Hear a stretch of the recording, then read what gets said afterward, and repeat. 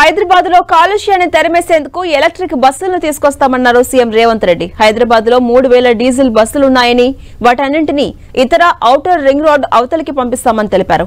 అలాగే డీజిల్ ఆటోలను కూడా ORR road అవతలికి పంపిస్తామన్నారు. ఆటో డ్రైవర్లు ఎలక్ట్రిక్ ఆటోలను కొనుగోలు చేసేందుకు ప్రభుత్వం సహకారం అందిస్తుంది అన్నారు. హైదరాబాద్ ను కాలుష్య కోరల్లోంచి బయట పడేసేందుకు ఎంత దూరమైనా వెళ్తామన్నారు ముఖ్యమంత్రి రేవంత్ రెడ్డి.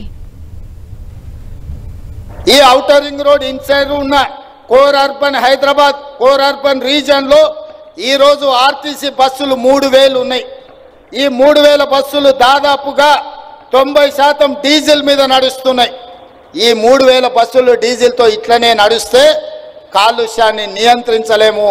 అందుకే రాబోయే 2 సంవత్సరాలలో అన్ని ఆర్టీసీ బస్సులను ఔటర్ రింగ్ రోడ్ అవతలికి పంపించి 3000 ఎలక్ట్రిక్ బస్సులు కొని ఈ హైదరాబాద్ నగరాన్ని కాలుష్య రహిత నగరంగా చేయడానికి రాష్ట్ర ప్రభుత్వం అన్ని విధాలుగా ప్రయత్నం చేస్తుంది. కార్లు, ఊబర్ కానీ ఇతర ట్రాన్స్పోర్ట్లో నడిచేవి.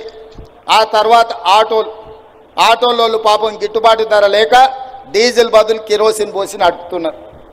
పట్టుకుంటే ఒక బాధ, పట్టుకోకపోతే ఇంకో బాధ. ఫైన్ వేస్తే ఓ బాధ, ఫైన్ వేయకపోతే ఇంకొక బాధ. వేస్తేనేమో సంఘాలు వస్తే, వేయకపోతేనో అధికారులు మిమ్మల్ని తిడతారు. రవాణా శాఖకే ఉంది.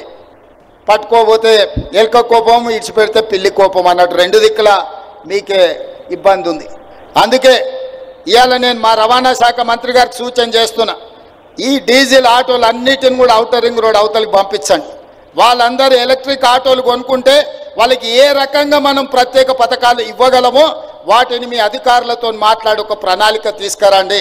ప్రతి పేదవాడు ఎలక్ట్రిక్ ఆటో కొని హైదరాబాద్ నగరంలో నడుపుకుంటే వాళ్ళని ఏ విధంగా ఆదుకోవాలనో ఒక ప్రత్యేకమైన పథకం తీసుకురండి. ఈ నగరంలో తిరుగుతున్న డీజిల్ ఆధారిత ఆటోలు అన్నిటిని కూడా నగరం బయటికి పంపించడం ద్వారా ఈ నగరాన్ని కాలుష్య రహిత నగరంగా తీర్చిదిద్దాలి.